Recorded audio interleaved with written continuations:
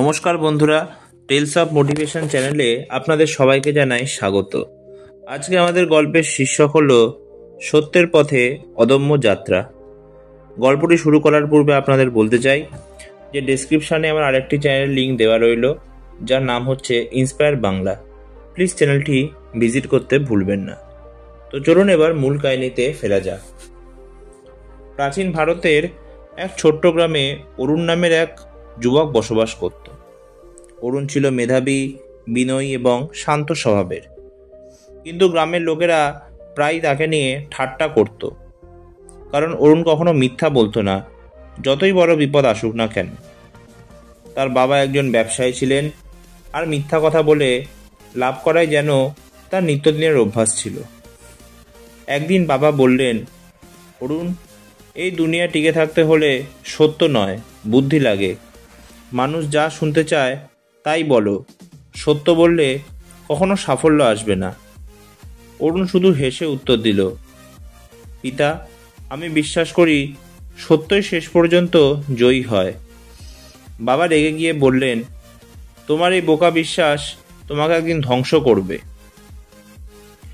কিছুদিন পর গ্রামের ধনবান জমিদার এক গুরুতর অন্যায় করেন। তিনি গ্রামের গরিব কৃষকদের জমি জোর করে দখল করতে শুরু করেন। অনেকেই প্রতিবাদ করতে চাইলেও তার ক্ষমতার ভয়ে কেউ মুখ খুলতে সাহস পায়নি। তবে অরুণ সেই ঘটনার সাক্ষী ছিল।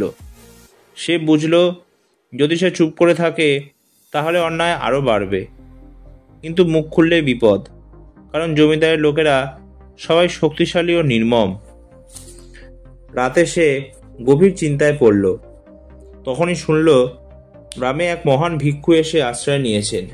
তিনি হলেন গৌতম বুদ্ধ। অরুণ ভোরে তার কাছে গিয়ে প্রণাম করে বলল, ভগবান, আমি সত্য জানি, কিন্তু বলতে ভয় পাই। আমি যদি সত্য বলি সবাই আমার শত্রু হবে। আমি কি করব? বুদ্ধ শান্ত চোখে তার দিকে তাকালেন। তার কণ্ঠে ছিল মধুর দৃঢ়তা। অরুণ, সত্য পথ কঠিন, কিন্তু তাই মুক্তির পথ। যদি সবাই মিথ্যার ভয়ে চুপ থাকে তবে অন্যায় চিরকাল রাজত্ব করবে। সত্যের পক্ষে দাঁড়ানো মানে শুধু কথা বলা নয়, সাহস, করুণা আর দৃঢ় বিশ্বাসে থাকা। বুদ্ধ আরও বললেন, মনে রেখো, যে সত্য জানে কিন্তু ভয়ে মুখ বন্ধ রাখে, সে মিথ্যাবাদীর চেয়ে কিন্তু কম অপরাধী নয়। অরুণের চোখে জল এসে গেল।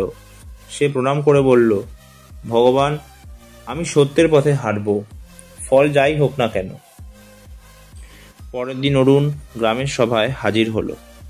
জমিদারের লোকেরা কৃষকদের ভয় দেখাচ্ছিল, কিন্তু অরুণ এগিয়ে এসে উচ্চস্বরে বলল, এই জমি কৃষকদের জোর করে ছিনিয়ে নেওয়া অন্যায়। আমি নিজে দেখেছি তোমাদের কীর্তি। সবার চোখ বড় বড় হয়ে গেল। জমিদার রাগে চিৎকার করলেন, মিথ্যাবাদী, এই ছেলেকে ধরে আনো। লোকেরা এগিয়ে এলো, কিন্তু অরুণ স্থির দাঁড়িয়ে বলল, আমি ভয় পাই না, কারণ আমি জানি আমি সত্য কথা বলছি। যদি আমাকে শাস্তি দিতে চাও দাও, কিন্তু সত্য বদলাবে না। জমিদার তাকে মারধর করল, গ্রাম থেকে তাড়িয়ে দিল। কেউ পাশে দাঁড়ায়নি। অরুণ একা, ক্লান্ত, আহত অবস্থায় দূরের বনে আশ্রয় নিল। কিন্তু অন্তরে তার শান্তি ছিল, কারণ সে জানত সে অন্যায়ের সামনে মাথা নত করেননি। কয়েকদিন পর গৌতম বুদ্ধ আবার সেই গ্রামে এলেন। তিনি শুনলেন অরুণের সাহসিকতার কথা। বুদ্ধ সেই বনে গিয়ে তাকে খুঁজে পেলেন। তিনি নরম কণ্ঠে বললেন, অরুণ, তুমি কষ্ট পেয়েছ, কিন্তু তুমি হেরেছ না। এই পৃথিবী সবসময় সত্যবাদীকে প্রথমে প্রত্যাখ্যান করে, কিন্তু পরে শ্রদ্ধা করে। আজ তুমি যে যন্ত্রণা পাচ্ছ তা আগামী দিনের আলো।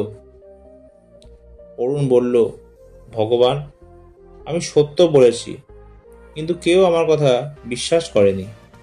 বুদ্ধ হাসলেন, সত্য কখনো তৎক্ষণাৎ ফল দেয় না অরুণ।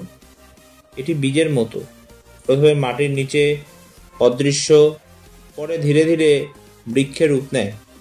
অপেক্ষা করো, সত্য নিজেই তার শক্তি প্রকাশ করবে। কয়েক মাস পর জমিদারের অন্যায় আরও বাড়তে থাকে। একদিন রাজার সৈন্য আসে, তদন্ত শুরু হয়। গ্রামের কৃষকেরা তখন সাহস পেয়ে একে একে সত্য বলতে শুরু করে। সবাই এক বাক্যে জানায়, অরুণই প্রথম সত্য বলেছিল। রাজা জমিদারকে শাস্তি দিলেন, কৃষকদের জমি ফিরিয়ে দিলেন। গ্রামবাসী তখন বুঝল, অরুণের সাহসী ছিল তাদের মুক্তির পথ। অরুণকে সবাই শ্রদ্ধা করতে শুরু করল। তার পিতা লজ্জায় কেঁদে বললেন, বাবা, আমি বুঝেছি, সত্যই আসল শক্তি। তুমি আমার চেয়ে অনেক বড় মানুষ। অরুণ শান্ত হেসে উত্তর দিল, পিতা, আমি শুধু সেই পথেই হেঁটেছি যেটা বুদ্ধ দেখিয়েছে।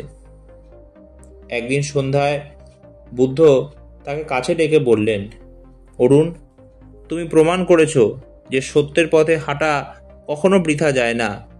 এই পৃথিবী মাঝে মাঝে মিথ্যার আবরণে ঢাকা পড়ে, কিন্তু একজন সত্যনিষ্ঠ মানুষই অন্ধকারে আলো জ্বালায়।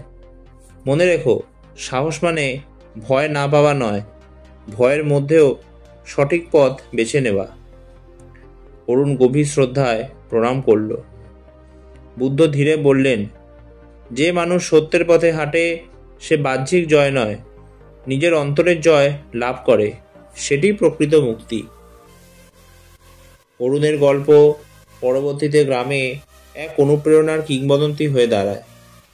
সবাই তাকে স্মরণ করত এই বাক্যে, সত্য বলার সাহসী সবচেয়ে বড় শক্তি।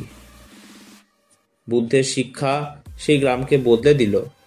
মানুষ বুঝল, মিথ্যা দিয়ে হয়তো অল্প সময় সুবিধা পাওয়া যায়, কিন্তু স্থায়ী শান্তি আসে কেবল সত্যের পথে হাঁটলে। এই গল্প আমাদের এই শিক্ষাই দেয়, সত্যের পথে হাঁটার সাহসী মানুষকে প্রকৃত মানুষ করে তোলে। মিথ্যা যতই শক্তিশালী হোক, শেষ পর্যন্ত সত্যেরই জয় হয়। আজকের ভিডিওটি এই পর্যন্তই। গল্পটি ভালো লাগলে প্লিজ ভিডিওটি লাইক, শেয়ার আর চ্যানেলটি সাবস্ক্রাইব করতে ভুলবেন না। আর প্লিজ কমেন্ট করতে ভুলবেন না যে কাহিনীটি আপনাদের কেমন লাগলো। আবার নতুন গল্প নিয়ে আমি আপনাদের সামনে উপস্থিত হব। ধন্যবাদ।